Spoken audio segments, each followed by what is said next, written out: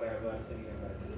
Es importante por eso conocer qué cambios fisiológicos se van a producir en el riñón, ¿cómo se llama? Conforme van aumentando los trimestres del embarazo o conforme van aumentando los meses de gestación. Un primer cambio fisiológico que se produce es la llamada hidronefrosis fisiológica. Esto se produce por un aumento de lo que son las prostaglandinas y hay un aumento de lo que es la longitud renal. Básicamente 1 o 2 centímetros. No es mucho, pero también nosotros debemos entender que la fisiología o la anatomía de una persona no es igual a las demás, en el sentido de que por ejemplo, su compañera debe medir 1,70 m, en comparación, por ejemplo, con la estatura promedio normal de las mujeres peruanas que miden 1,50 m, 1,60 m. Les han explicado cuántos son los diámetros o la longitud renal, que debería ser 12 por 6 por 3. Ok, si yo encontrara eso en una persona de 1,70 m, 1,80 m, yo diría que está muy bien. O sea, en el de su compañera, por ejemplo, excelente. Pero si yo, por ejemplo, encuentro eso en una paciente de 1,45 m, 1,50 m, yo diría, bueno, acá hay cierto grado de hidronefrosis, porque se produjo esta hidronefrosis. Por eso tenemos que también ser de que no todos los términos o algunos términos pueden tener sus variables, no son muchas veces así a rajatabla, salvo en algunas definiciones. Entonces, si me baso en esta hidronefrosis fisiológica por el aumento de la prostaglandina, a haber un aumento de la longitud renal más o menos de 1 a 2 centímetros. Esto también se produce por el aumento de lo que es el flujo renal o el volumen renal. En ese sentido, va a haber un aumento del volumen renal, va a haber un aumento de las prostaglandinas, va a haber una hidronefrosis fisiológica. Esto también va a condicionar a que haya un reflujo en lo que es la parte ureterovesical, y esto puede condicionar también a lo que son las ectasias. Puede haber cierto grado de ectasia a nivel renal, y nosotros sabemos que cierto grado de ectasia pueden condicionar a lo que son infecciones urinarias. Y es importante que nosotros también identificamos las infecciones urinarias. ¿Por qué? Porque en las pacientes mujeres, ¿han llevado urología? Todavía no. Cuando lleven urología les van a hacer o infectología, cuáles son las indicaciones para tratar infecciones urinarias. Y una de las indicaciones es mujeres embarazadas con una bacteriuria asintomática. ¿Se debe de dar tratamiento? Sí, porque las bacteriurias asintomáticas que conllevan una infección urinaria en el primer trimestre del embarazo van a condicionar a que las mujeres puedan tener abortos, puedan tener infecciones generalizadas. Por eso es muy importante. Acá lo que les había dicho, va a aumentar lo que es el diámetro o la longitud renal. Esto se va a producir básicamente a partir de las 24 a 26 semanas. Hay que ponernos muy exquisitos en eso, 24 a 26 semanas. No creo que les ponga esta pregunta, sería demasiado maleada, porque cuando me dicen, doctor, usted dijo 24, pero en su diapositiva decía 26, prefiero ponerle eso otro tipo. El volumen del riñón aumenta de tamaño un 70% debido a que les he dicho que aumenta el volumen secular renal. Va a haber un aumento del flujo vascular a nivel renal, y esto va a condicionar que también haya un aumento de la morfología renal. Cambios notables, como les he dicho, dilatación de los cálices, dilatación de la pelvis renal, cierto grado de ectasia. Esto va a ocurrir generalmente a partir del tercer trimestre. Como ven, los cambios fisiológicos que se producen más llamativamente son a partir del segundo y el tercer trimestre del embarazo. Por eso es importante también. Si yo tengo una paciente embarazada y en el primer trimestre está con hidronefrosis, debo de buscarle algo, debo buscar una cosa. No voy a decir, no, es fisiológico, debo tener algo más. Así que es importante también por eso. En lo que es los otros cambios hemodinámicos o los otros cambios fisiológicos que se van a producir, si me pongo solo al riñón, de repente no voy a abarcar lo que de repente es la dimensión completa que tiene. ¿Por qué? Porque los cambios hemodinámicos, como el aumento del gasto cardíaco, la disminución de la presión arterial, tienen implicancias sobre el riñón, o la alteración y el aumento del sistema renina-angiotensina aldosterona va a tener implicancias sobre el riñón. ¿Por qué? Porque lógicamente hablando, por ejemplo, en lo que es la parte de la fisiología, la parte hemodinámica de las embarazadas, va a haber un aumento del gasto cardíaco. Este aumento del gasto cardíaco se va a deber a que va a haber una disminución de lo que va a haber un aumento de lo que es la precarga.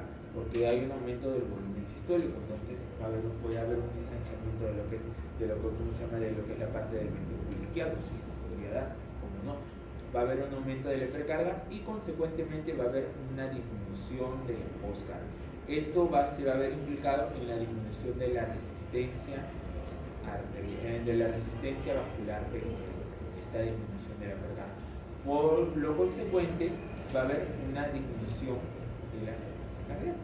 Entonces, si hay una disminución de la resistencia vascular periférica, entonces va a haber una disminución, va a haber un aumento de la frecuencia cardíaca en ese sentido. Entonces, tengo a mi paciente con un aumento de la precarga, disminución de la postcarga y con un aumento de la frecuencia cardíaca. Esto se va generalmente, esos cambios van a ser más significativos a partir de las 24 semanas. Para ponerlo dentro de un contexto. Esto también va a tener implicancia, ¿por qué? Porque al aumentar el gasto cardíaco va a aumentar el flujo plasmático a nivel renal, y este aumento del flujo plasmático a nivel renal va a hacer de que el riñón haga una hiperfunción, una hiperfiltración. Por eso nosotros decimos que en las pacientes embarazadas va a haber un grado de hiperfiltración. Le digo más adelante vamos a hablar. En lo que es la parte de la presión arterial, va a haber una disminución de la presión arterial, de menos de 10 milímetros de mercurio. O sea, si yo tenía a mi paciente con una presión arterial 110/70, en el embarazo podemos encontrar presiones de 160, 90/50, no está tan disminuido, pero sí se va. Esta disminución de la presión arterial se va a venir debido a un aumento de la producción del óxido nítrico. Así que es importante también que lo tengan en cuenta.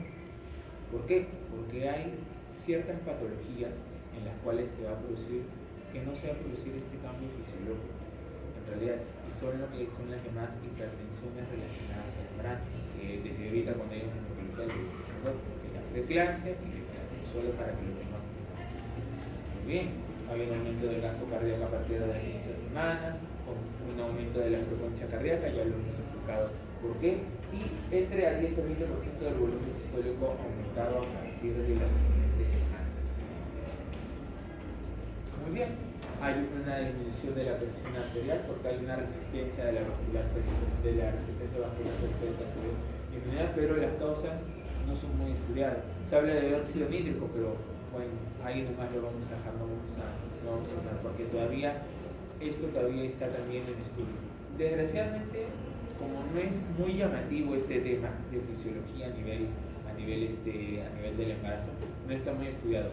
Pero cuando lleven cardiología, muchas veces los cardiólogos se encargan de estudiar todo lo que son los daños a nivel endotelial. Y el óxido nítrico está demostrado que si hay una disminución del óxido nítrico va a ayudar a proteger lo que es el daño a nivel endotelial. Y que va a haber mayor daño a nivel endotelial. Así que está muy de moda. La masa ventricular izquierda continúa aumentando hasta las 36 semanas, relacionándose con el aumento de la resistencia vascular periférica hasta el final del embarazo. Eso ya es una parte ya para el final del embarazo. En el tercer trimestre, al crecer el útero, puede comprimir, claro, puede haber una compresión de la vena cava inferior, así que muchas veces tengan cuidado cuando pongan a su paciente, sobre todo sobre el decúbito ventral izquierdo, porque puede haber una compresión de la vena cava inferior, así que tengan cuidado sobre eso, solo para saber. Lo que es la parte del filtrado glomerular, lo que les había dicho, hay un aumento del gasto cardíaco, hay un aumento del flujo plasmático a nivel renal y por consecuencia va a haber una hiperfiltración. Esta hiperfiltración se va a traducir en que la función del riñón o la filtración glomerular va a ser 40, 60 veces mayor. O sea, se va a reabsorber mayores cosas y también va a haber una función marcada en realidad, cuyo mecanismo fisiológico ahí está explicado: aumento del gasto cardíaco, aumento del flujo plasmático a nivel renal, y por lo tanto vamos a tener mayores cantidades de flujo a nivel renal. Así va a tolerar el riñón o va a tolerar mayores cantidades de flujo a ese nivel, obviamente con la misma hiperfunción, hasta que termine el embarazo y se estabilice. Para que hay una disminución también de la presión oncótica con hemodilución. Es importante lo de que es la parte de la hemodilución para lo que es entender lo que es la parte de la anemia fisiológica. ¿Sí? Ustedes me dirán, doctor, pero si hay disminución de la presión linfática, ¿puede haber edemas? Sí, puede haber edemas leves, pero no es la causa por la cual se van a producir los edemas. La causa se debe generalmente a lo que es no las alteraciones, sino la compensación que el sodio va a hacer a nivel del extracelular. Menor resistencia vascular a nivel renal también se va a producir porque está aumentando, o sea, no hay nada que lo pueda detener, el riñón está súper cargado por decirlo así. Las traducciones que se van a tener en esto va a ser de que muchas veces los marcadores que nosotros utilizamos para poder medir la tasa de filtración glomerular no van a ser las adecuadas. No va a haber una buena estimación de la urea ni de la creatinina. Obviamente también, ¿por qué? Porque también va a haber una pérdida también de lo que es la masa muscular, y en las embarazadas en algunas hay pérdida de masa muscular. Y recuerden que cómo metabolizamos o cómo cuantificamos la creatinina por la masa muscular, o sea que tampoco va a ser un muy buen valor, digamos. Por eso vamos a encontrar muchas veces de que nuestros valores de creatinina van a ser inferiores a 0.5. Lo normal es tenerlo entre 0.8 a 1.8, pero muchas veces en las pacientes con embarazo, por decirlo, con estas compensaciones fisiológicas, podemos encontrar la creatinina que está bastante. El sistema renina-angiotensina-aldosterona. Es importante también esto, ¿por qué? Porque se va a producir una producción exagerada de lo que son los niveles de renina y de angiotensina. ¿Y esto qué genera? Por ejemplo, como ya lo deben haber visto, el sistema renina-angiotensina-aldosterona, ¿okay? Genera mayor vasoconstricción, hay un aumento de la aldosterona, hay un hiperaldosteronismo, hay mayor reabsorción de sodio y cloro a nivel renal y hay excreción de potasio. Ok, eso es lo fisiológicamente. Pero en nuestros pacientes esto condicionaría a que puedan desarrollar presiones altas. Pero no, ¿qué es lo que pasa?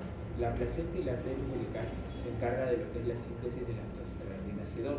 Comienza a secretar prostaglandinas y en ese sentido le pone como un stop al sistema renina-angiotensina y no permite de que en esos órganos se produzca mayor vasoconstricción.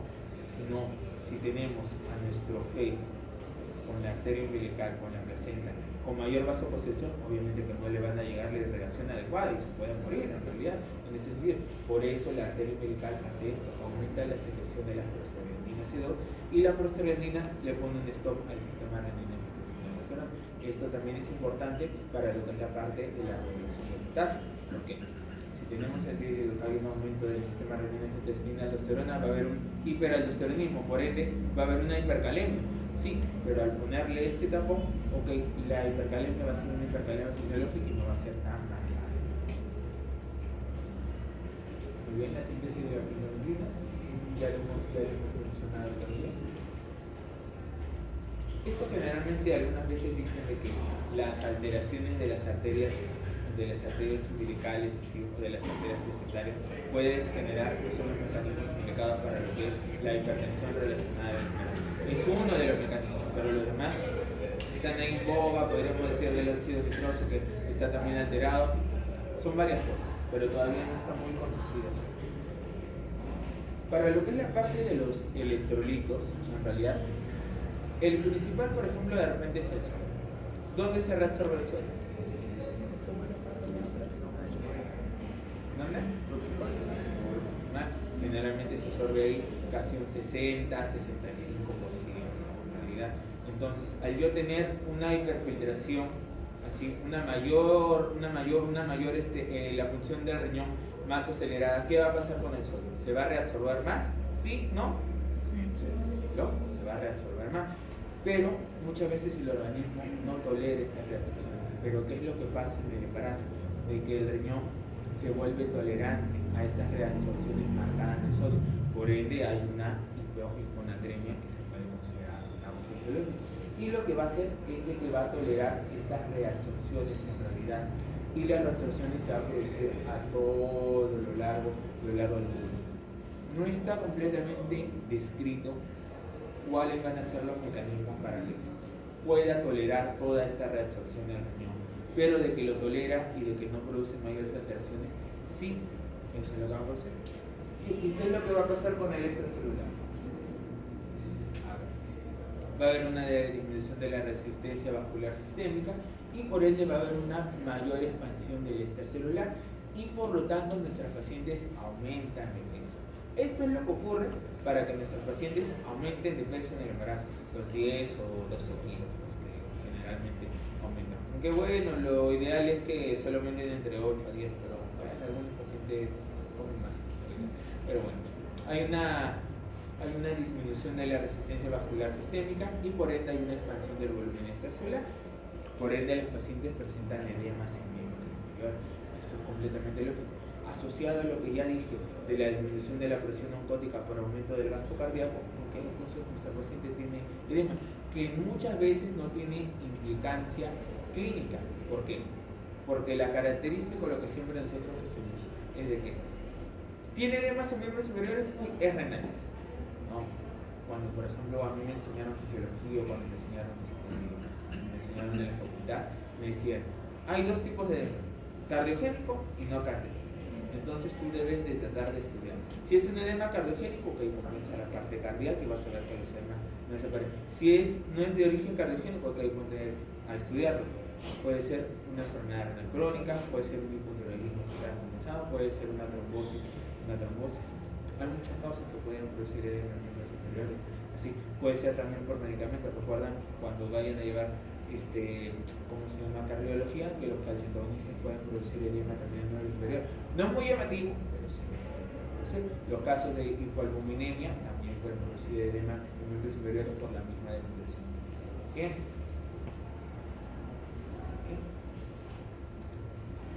En lo que es la regulación del agua, en ese sentido, vamos a ver de que nuestra paciente, en ese sentido, va a tener una buena regulación, o sea, no se va a ver alterada.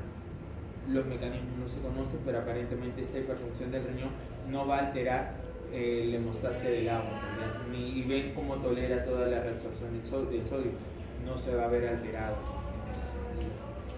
¿Cuánto es los requerimientos de agua al día que tiene una persona normal?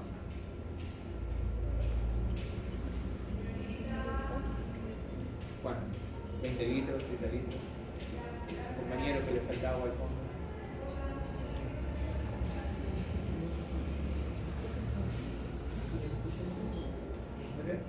¿Y la más quintamente? Muy bien, depende del peso. A ver, si yo tengo una persona de 70 kilos, ¿cuánto debería ser su requerimiento? 2 litros y medio. Bien. Eso es lo que generalmente se estima, de que más o menos 30 mililitros por kilo al día es lo que debería ser los requerimientos de una persona, aproximadamente, un poquito más, un poquito menos. Generalmente, como todo lo multiplican por 60, por eso hablan de litro y medio, 2 litros, pero dependiendo de las necesidades. Obviamente que se agarran y los que corren maratón todos los días o los que juegan partido todos los días, obviamente que van a necesitar mayores requerimientos, porque lo único que hace es cuando generan sudor solo es deshidratarse, y lo primero que van a necesitar es hidratarse, nada más. ¿Sí? El potasio, como ya les dije, a pesar de que hay un aumento de la testosterona, el potasio está discretamente elevado porque hay un aumento de la síntesis de la prostaglandina C2, que aumenta por lo que he dicho de la arteria umbilical. Eso sí, el calcio. ¿Cuáles son los mecanismos de reabsorción de calcio? Ya que han llevado, me imagino que habrán llevado seminarios. Hay dos mecanismos: la paratormona y el calciferol, que es la vitamina D, por decirlo así. La paratormona está ligada más que todo a la reabsorción de calcio a nivel renal y a la reabsorción de calcio en el hueso por los osteoclastos. Esto es importante también en lo que es la parte de esto, por ejemplo, el calciferol, para lo que es la parte de la síntesis de la vitamina D, va a estar aumentado, o sea, se va a producir una mayor reabsorción de calcio, pero a nivel intestinal. Pero, como ustedes saben, no se puede reabsorber todo el calcio, porque si no también se quedaría obviamente el sector sin niveles de calcio. A pesar de que se produce una reabsorción a nivel del hueso o a nivel renal, va a haber también un grado de, de excreción de calcio o de eliminación de calcio. Esto en las pacientes embarazadas puede condicionar a lo que son cuadros de litiasis. Lo que fisiológicamente es normal para nosotros funciona, en las embarazadas podría condicionar a cuadros de litiasis. y es importante también por esto, ¿ya? Bueno, lo que es la parte ya para el ácido úrico, si por ejemplo ponemos todo lo, ok, hay una hiperfunción renal, hay una hipertensión, ok, todo se está eliminando. ¿Qué pasaría con los niveles de ácido úrico? Deberían de disminuir y hay una disminución del casi el 25% de los niveles de ácido úrico, y eso se traduce también en los exámenes de laboratorio. El ácido úrico también puede servir como un marcador de lesión renal aguda. Si tú tienes a tu paciente con una lesión renal aguda, puedes indirectamente tomarle el ácido úrico y ver de que se encuentra elevado. Es un marcador indirecto, pero también te puede servir, eso sí. En lo que es la parte del equilibrio ácido-base, hay un ligero aumento de los niveles de pH. Entonces, en este caso, va a haber una ligera alcalosis, nada más. ¿Sí? En lo que es la parte de los aminoácidos, bueno, va a haber una disminución de lo que son los aminoácidos, pero no es muy llamativo, no es muy significativo en ese sentido. En lo que es la parte de la glucosa, se produce lo que es la glucosuria. Va a haber un control en ese sentido. Esto es importante también que lo sepan, porque ahora que ustedes vayan avanzando, conforme vayan a ir estudiando, vayan pasando los ciclos, vayan a graduarse, vayan a llegar al internado y demás, de repente a su consulta les lleguen pacientes los cuales estén tomando inhibidores de los receptores del GLUT1 y del GLUT2. Y es importante, porque estos inhibidores lo que van a hacer es aumentar la glucosuria, y en los pacientes diabéticos esto va a ser un mecanismo para controlar, en estos casos, la glucosa de estos pacientes. Van a aumentar en ese sentido de la glucosuria, y con esto van a hacer de que disminuya sus niveles de glucosa. En las pacientes embarazadas se puede producir cierto grado de glucosuria, pero no muy llamativo. Pero es importante también que lo sepan, porque más adelante de repente ustedes van a tener pacientes que están utilizando estos medicamentos. En lo que son las vitaminas, existe cierta excreción de ácido ascórbico, no muy llamativo, por así decirlo. Este es el cuadrito, por ejemplo, de todas las implicancias o todas las cosas que se han producido fisiológicamente a nivel renal en el embarazo. Por ejemplo, hay una disminución de lo que es el hematocrito. ¿Qué es lo que pasa? Hay una anemia fisiológica porque hay un aumento de la masa eritrocitaria. Hay aumento de la masa eritrocitaria, pero como hay una hemodilución por aumento de los volúmenes, va a haber una disminución del hematocrito. Esta disminución del hematocrito se va a traducir en una anemia fisiológica. La proteína sérica se puede ver disminuida, sí, probablemente sí, por ciertos grados de que las pacientes muchas veces no están nutridas adecuadamente, o puede haber cierto grado de pérdida de proteínas por la misma hipertensión. La osmolaridad plasmática, obviamente que se va a ver alterada.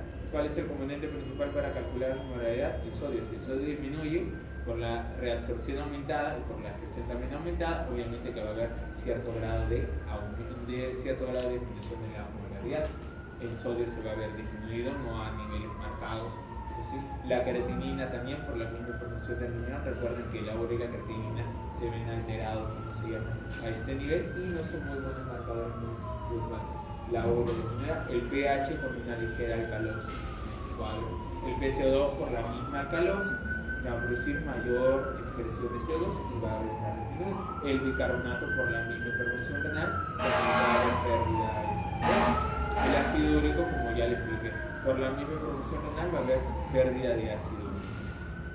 Muy bien, la presión arterial tanto sistólica como diastólica se va a ver disminuido por los mecanismos que ya les he explicado. Hay un aumento del óxido nitroso, por ende hay una disminución de la presión arterial en 10 milímetros de mercurio. Y ahí se puede ver fisiológico. Dos puntos más ya para terminar. Lo que es la parte de enfermedad renal crónica y embarazo, y lo que es la parte de enfermedad cardíaca. En lo que es la parte de enfermedad renal crónica, nosotros nos estamos en el contexto que tenemos un riñón dañado, un riñón comprometido, dependiendo del estadio que tengamos. Obviamente, si tenemos una paciente normal, no vamos a tener algún estadio terminal, pero en las pacientes con una tasa de filtración menos de 60, o en 30, o en 20, hay que tener mucho cuidado, porque no va a haber componentes, fisiológicos para poder compensarlo. En realidad, el sistema renal de generación de aldosterona va a funcionar mucho mayor y no va a haber una síntesis de prostaglandina que pueda mediarlo en realidad. Y por el mismo daño ya a nivel renal, muchas veces los pacientes o las pacientes presentan hipertensión renovascular y es más difícil de tratar. El riesgo de que los pacientes puedan hacer hipertensión arterial y por ende preeclampsia es más alto en los pacientes con enfermedad renal crónica, dependiendo del estadio. Esto también condiciona que los pacientes aumenten, o sea, disminuyan su tasa de filtración glomerular y aumenten su estadiaje renal, en el sentido de que yo puedo tener perfectamente una paciente en estadio 4 que se embarazó, le aumentó la presión arterial, hubo ciertos desbalances por ahí y se transformó en un estadio 5 con necesidad de diálisis, ¿sí? Y esto es importante. ¿Por qué? Porque viene relacionado también a lo que es la parte del uremia. Por ejemplo, en el embarazo, aparentemente por la hiperfiltración se compensa la urea y la creatinina, hay una disminución, no hay un aumento marcado. Pero en los pacientes ya con daño renal, la urea puede estar aumentada.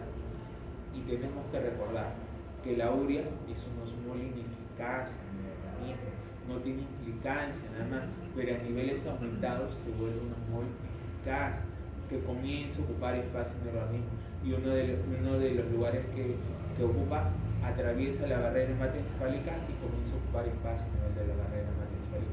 Por eso los pacientes presentan encefalopatía urémica, es por eso, porque la urea se vuelve un osmol eficaz y atraviesa la barrera hematoencefálica y comienza a ocupar espacio y por eso se transforma. En nuestras pacientes embarazadas, si veo de que hay un aumento significativo de la urea de más de 100 o de 120, estoy en la obligación de dializar. Así la creatinina no esté en niveles muy altos, no esté en 3 o esté en 3.5, 3.7, no esté en una, pero si la urea aumentó más de 100, ¿sí? Estoy en la obligación de dializar. ¿Por qué? Porque esta toxemia puede repercutir sobre el feto y puede también tener mayor grado de mortalidad sobre el madre. Por eso es muy importante estos tópicos para que se mantenga enfermedad renal crónica y embarazo. Cuando los valores de creatinina son mayores de 2, va a condicionar retraso en el crecimiento. Se ha visto también en pacientes con enfermedad renal crónica menores, con creatinina menores de 2, no hay tanta tasa de retraso en el crecimiento como las que hubiera con pacientes con creatinina mayor de 2, 2.5 o 3. Esto también va a tener mayor riesgo de que se pueda producir preeclampsia. No es aconsejable lo que les he explicado. No es aconsejable utilizar la depuración de creatinina con la orina porque no es un buen marcador. Acá utilizamos, a pesar de que no es muy bueno, utilizamos lo que son los valores de urea y creatinina tomados de la sangre. A pesar de que la masa muscular pueda estar disminuida en ese sentido, lo tomamos como un buen marcador. En lo referente a terapia de reemplazo renal, la opción más adecuada es la sesión nocturna. No voy a tampoco ahondar mucho en esto en realidad, pero es importante que sepan de que si una paciente embarazada aumenta sus niveles de urea, debería pasar a diálisis. Mayores de 100 o 120 debería pasar a diálisis para evitar complicaciones con su embarazo. Y si en caso de requerir, o si en caso, por ejemplo, de que sea una paciente que está ya en terapia de reemplazo renal, en diálisis, las sesiones ya no son de repente 3 veces a la semana, sino que las sesiones pasan a ser diarias en realidad. Así, muchas veces tenemos que, a la paciente de los 7 días de la semana la tenemos que dializar 6 veces, porque los niveles de urea todos los días comienzan a aumentar, como en los pacientes renales, todos los días aumentan. No es que hoy día lo dializo y mañana no va a aumentar la urea y el día siguiente que venga ya está aumentando. No, la producción de urea siempre va a ser constante. Así que por eso estamos en la obligación de dializar a nuestros pacientes embarazadas, en este caso con enfermedad renal crónica estadio 5 diálisis, todos los días, por lo menos 6 veces a la semana. En lo que es la parte de trasplante renal y embarazo, de repente las definiciones que les hayan dicho sobre enfermedad renal crónica básicamente vayan a girar en torno a lo que es la tasa de filtración y el tiempo, pero nosotros tenemos que entender que la enfermedad renal crónica es una alteración tanto funcional como estructural. O sea, si yo tengo pacientes con poliquistosis renal, hay un daño estructural, así que también son pacientes con enfermedad renal crónica, y dentro de los cuales entran los pacientes con trasplante renal. No es que al paciente trasplantado se le vaya a sacar un riñón y se le vaya a poner el otro, no. Muchas veces simplemente se pone, ¿cómo se llama? Se trasplanta el riñón incluso con los dos riñones que están ahí y solo se utiliza el uréter para poder hacer esto, como se llama, el anclaje con el trasplante. Estos pacientes no es que vayan a quedar con una tasa de filtración en 100, en 90, no. Quedan siempre con cierto grado de enfermedad renal crónica, a pesar de ya de la defunción. Quedan con creatininas en 1.7, en 2. Pero es mejor ver a tu paciente con una creatinina en 2 que pueda hacer todas las cosas, a que estar con tu paciente con creatinina en 10 o en 12 que sigue en diálisis 3 veces a la semana y que no pueda, y que se siente frustrado o impotente, de repente se siente muchas veces, es una frustración de repente ver a los pacientes decir, no poderles ofrecer ciertas cosas también, o más de lo que se podría dar. En los pacientes, por ejemplo, trasplantadas y con embarazo, existen ciertas condiciones. Uno es de que tiene mayor riesgo de que se puedan producir preeclampsia porque ya están dañadas. Un tercio de las mujeres podría presentar esto, ¿no? Los pacientes trasplantados toman bastantes inmunosupresores e inmunomoduladores. Toman de manera crónica para que no hagan rechazo en el trasplante, ya sea agudo o crónico. Generalmente agudo se ve mismo, pero lo que generalmente presentan los pacientes ya son rechazos crónicos, en realidad ya después de 10 años de trasplante, de 15 años en realidad de trasplante. Básicamente también eso depende también de la toma de lo que son los inmunosupresores y los inmunomoduladores. Esto no está exento de que los pacientes puedan contraer ciertas infecciones víricas, dentro de las cuales, por ejemplo, la infección por poliomavirus se ha visto de que sí se puede transmitir a los bebés. Así que también es importante de que los pacientes trasplantados y embarazados estén al día con sus controles también en ese sentido. Existen riesgos a nivel fetal. El uso de inmunosupresores, inmunomoduladores, generalmente pueden ser tóxicos para el feto, eso sí, pueden ocasionarle malformaciones o complicaciones en realidad. Los anticonceptivos orales están contraindicados, no se les puede dar a los pacientes. Y la lactancia materna no está contraindicada, pero se tiene que ver qué inmunosupresor, inmunomodulador se está utilizando, porque muchas veces podría pasar de la madre al lactante por la misma lactancia, así que hay que tratar siempre de ver todo eso. Bueno chicos, eso sería todo por ahora, espero que hayan entendido. ¿Alguna duda, preguntas? ¿Entendieron todo? ¿Entendieron nada?